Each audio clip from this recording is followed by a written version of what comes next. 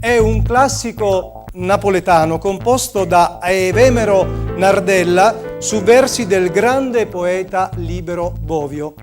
Anno 1919. È una canzone ispirata all'impresa di Fiume, quando Gabriele D'Annunzio, il 12 settembre di quell'anno appunto, a capo di 2500 legionari al motto "O Fiume o morte", occupa la città, proclamandone l'annessione all'Italia.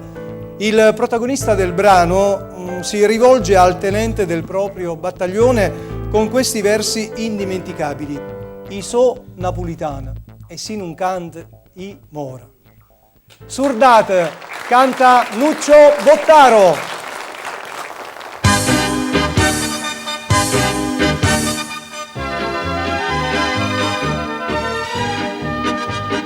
Oh, tenendo mancocciato, con l'occhio grande e la chitarra a mano, e mi dita così napolitana, che non ne ha fatto io faccio cantare. L'ho dita così, signore tenente, ma nata in quei giorni non fa niente. Penso paese mio che sta lontano, e sono napolitano e se non canta moro.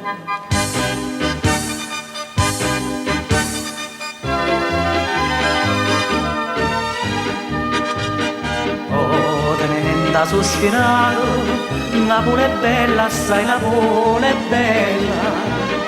Napoli, Napoli, io sono innamorato, cantala zitta, zitta, una canzoncella. La giudita così, signore tenente, cantate pure voi che non fa niente. Penso paese mio che sta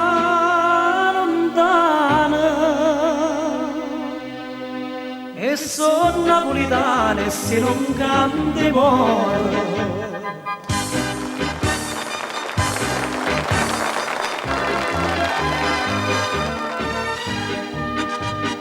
Trase luce a luna nuova per fa lucente e d'ora cammarata, tutte le compagne mie in da nottata piagnero insieme a me, cantano al cuore.